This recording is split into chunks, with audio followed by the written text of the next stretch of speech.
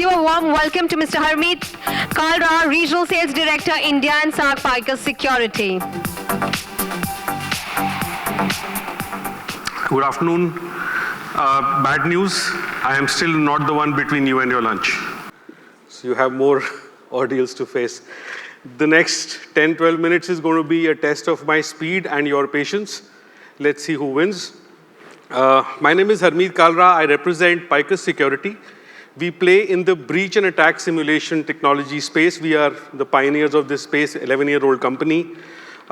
Been in India for a couple of years now, being received very well by the market. I want to share our experience of the last 2 years of engagement with customers, that how customers who are taking steps to adopt breach and attack simulation approach, how are they taking that approach, and what are the possible ways in which that approach can be extended to drive full maturity from this technology, which is breach and attack simulation, for enhancing your security operations work.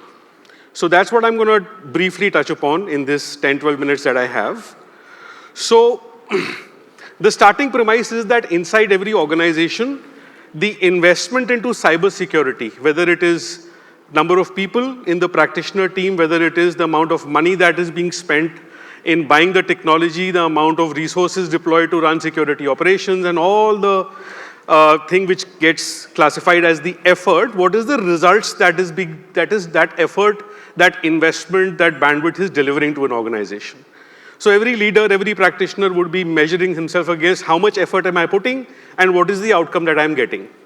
In context of validating your security posture, the traditional approaches to check our effort are vulnerability assessment, penetration testing, and red teaming. This is what the world has typically been doing to check whether my security has been working or not in context of the effort that is deployed.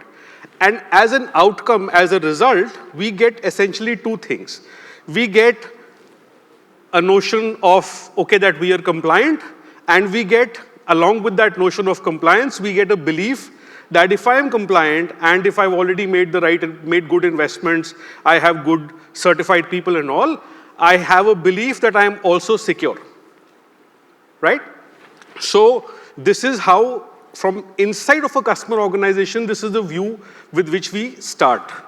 Now, this traditional approach does not help us answer this question, that if I have 100 attacks which a hacker is trying to send into my environment right now, whether my existing prevention controls, my firewalls, my IPSs, my web application firewall, my antivirus, my cloud security, my data leakage prevention, etc., whatever I have invested, whether those attacks will be prevented by those prevention layer technologies, signature-based technologies, whether my SIM and EDR will detect any of the traffic, malicious traffic that does come inside, and whether I get an alert from my SOC within the attack window, and if those 100 attacks are actually coming in, how many of those attacks will neither be prevented, nor be detected, nor be alerted.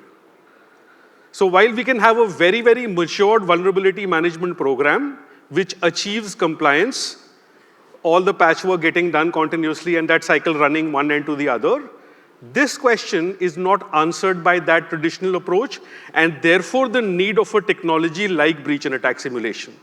The reason I chose to pick this up was because even today when we were at the stall for the last 2 days, a lot of customers come and talk to us, and the number one question is, I already have a good vulnerability management practice, why do I need BAS? So I thought it will be maybe a fair point to start with. And this is logical because while the market is being educated about BAS for the last 7-8 years in India, it is just the tip of the iceberg because it's an early adoption stage. There are only 60 or 70 companies in India who have adopted this particular technology.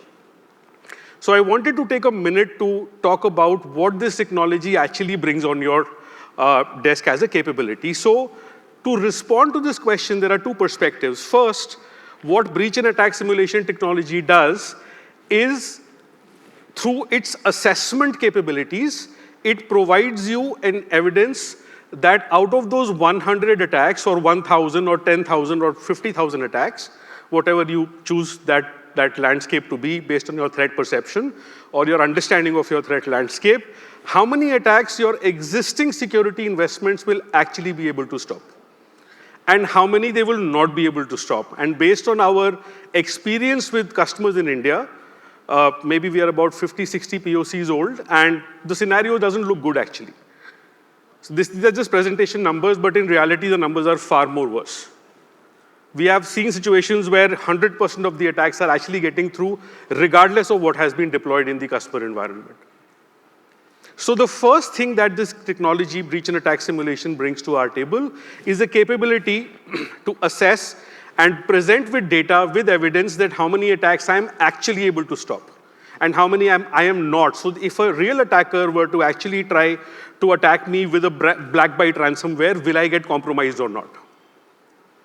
And the second, obviously this is the problem, and calling out a problem is still being part of the problem. So we take the needle one step further, and one of the unique advantages that we have is the ability to offer mitigation or remediation guidance for your specific environment in context of the specific security controls and the products that you have already deployed, so that you are able to increase the number of attacks you're able to prevent.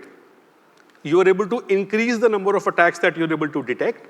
You're able to increase the number of attacks on which you get alerted on through your existing security controls, and we are able to reduce the number of attacks which will either be missed to be prevented, detected, or alerted. So breach and attack simulation as a technology offers these two capabilities. Now, how is this technology being adopted by those 60-odd customers in the market? I want to give you a visibility into whatever is our market understanding based on customer conversations.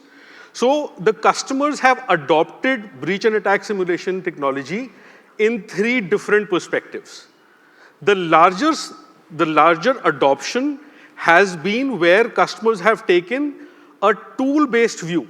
That I have a firewall tool, I have an IPS tool, I have a SOC as a tool. There is one more tool called breach and attack simulation. We will use this tool with a bunch of assessments. Like I do 4 times VA, I'll do 4 times BAS, right? The objective of this approach is to become more compliant. And how Picus is participating, my company, how we are participating in this motion in the market is through an automated red teaming use case.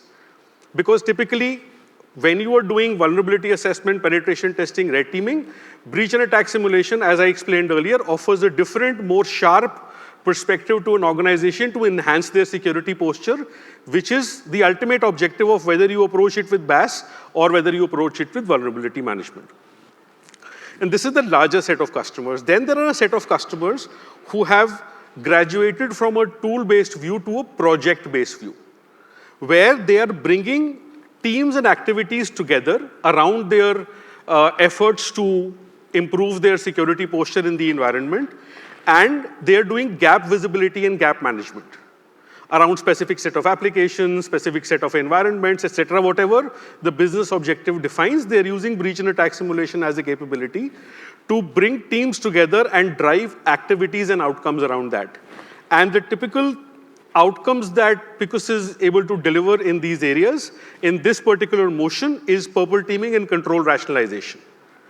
And a good example of this is that if my Palo Alto firewall, my F5 WAF, my QRadar SIM, and my CrowdStrike EDR can all stop this one attack, why did the attack have to travel all the way inside through my network and get stopped at the endpoint control itself? Why did it not get stopped by my Palo Alto itself, for example? Right? So control rationalization, purple teaming, getting the red perspective, getting the blue perspective, bringing them together, and driving a purple perspective through that is being delivered by the next level of customers who are a little more sensitive about cybersecurity, a little more matured in their approach, moving beyond tool and looking at it as a project. And then there is a minority of customers right now who have looked at breach and attack simulation from a program perspective, where their view towards breach and attack simulation is that of a practice. And through this practice, what they're trying to do is they are trying to address risk as a subject. And the use cases that are getting driven here are for very different variety. We are looking at conversations around doing cyber incident response drills, running skill development programs, running security posture management based on the threat profile. So these are the use cases in which Picus is participating and delivering to customers who are looking at a program and a practice approach towards BAS. And in the last 3-4 minutes that I have remaining on the session, I want to talk about the last line, and I want to give you a real example of how this actually brings together through a narrative which we call continuously validated security operations. How can we move from point-in-time assessments, point-in-time validations to a continuous basis of improving our security posture every single day, every single minute? And the way to achieve that is the continuously validated security operations program or narrative is a 5-stage program where we start with, first of all, benchmarking our cybersecurity posture against the threat landscape which is relevant to us.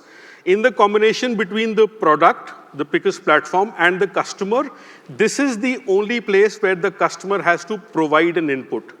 And this is the most important place because this is the starting point of the conversation. And I'm going to touch about it in the next slide as well.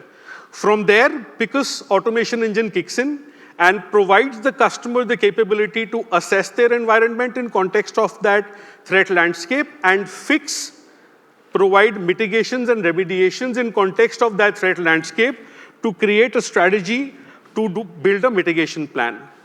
Further to which, the customers can then test the purple configurations. They can test their red teaming perspective. They can test their blue teaming perspective. They can check whether their security controls are delivering to the best of their capability, both the prevention controls as well as the detection controls. At the next step, the customer can then move from the tool layer to the skill layer, wherein through our platform, we can offer a place to practice real scenarios to the customer, new vulnerabilities, zero-day attacks, and stuff like that, so that the customer's security operations center and the security operation team's capability to better respond to a real threat and different types of threat increase. And finally, it culminates into a situation which is the last leg of CVSO, where you can then go ahead and report to your leadership how you are driving return on investment on your cybersecurity investments that have already been made. So this is a 5-stage approach called continuously validated security operations. And I said I will touch upon the last piece.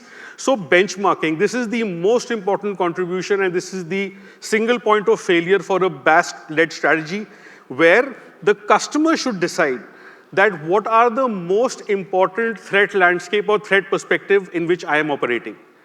Whether the top ransomwares are of most importance to me, or whether specific APT groups are of highest importance to me. Do I need to evaluate my environment against the top MITRE attack techniques which are being used by hackers? Or should I be concerned about the emerging threats for banking industry or for pharmaceutical industry and so forth? So post this, the automation piece kicks in, and my last couple of slides, and an example of that looks like this. So let's say if there is a news that a particular APT group is targeting the defense industry. So the moment this news comes out in the open, how does an organization, how do the different personas in the organization react? So there are different questions. The business is asking, are we ready to handle this threat? How does this impact us? The SOC teams, the red teamers, the SOC engineers are also asking, do I have access to the existing TTPs? How do I test the new TTPs? How do I check my prevention capabilities against this new threat, which has just become relevant to us because we are part of the defense industry? So these are questions which typically go unanswered because this is the real threat situation now. And I can go on and on talking about real customer situations where customers claim that I have this big team and red teamers and blue teamers and tools and tackles, but when we are under attack, we are running like headless chickens. So with Picus, this scenario can look like as follows. So the moment we come to know that the malware has hit, the business asks the question that what is our readiness? And immediately the security analyst which is using the Picus platform can say that, okay, I have access to all the TTPs for this particular attack in my threat library. I'm now testing my environment against those. The SOC team, which has inputs about all the playbooks, all the mitigation signatures, they kick in with testing their existing prevention controls and say whether the existing controls are able to stop this attack or not. The detection team is able to identify whether the TTPs are being addressed or not. And this is how everybody comes together on a single platform and delivers a response to the leadership or the management that we have already tested ourselves against Lazarus and our security controls. There was some amount of customization or threat configuration needed to be done, and we are already done. So we are safe. So this is how continuous validation based on what is the evolving threat landscape helps an organization stay one step ahead. So in conclusion, from a Picus standpoint, again, summarizing and bringing to the place where we started from in terms of the efforts versus results, what we deliver amongst this entire landscape of thousands and thousands of problems that need to be solved in cyber, there are three things that we do very well. And those things are here. When it comes to your existing cyber technology investments, we can supercharge the effectiveness with which they are working in your environment. When it comes to your security operations as a customer, we can positively impact the skill of your security operations teams so that they don't work on dummy scenarios. They are able to get into real situations and they are able to address and they are able to increase their readiness from handling the threats. And finally, from a business standpoint, I believe that there is no other technology closer to the objective of giving a very, very tangible return on investment and move the cyber conversation from a TCO topic to an ROI topic. So in conclusion, as an outcome of continuously validated security operations running on Picus BAS, we not only help you move from being compliant to being ready, we also help in moving your belief of being secure to your knowledge of being secure. And that's what I would like to end with. Thank you for your time. I am delayed by 1 minute.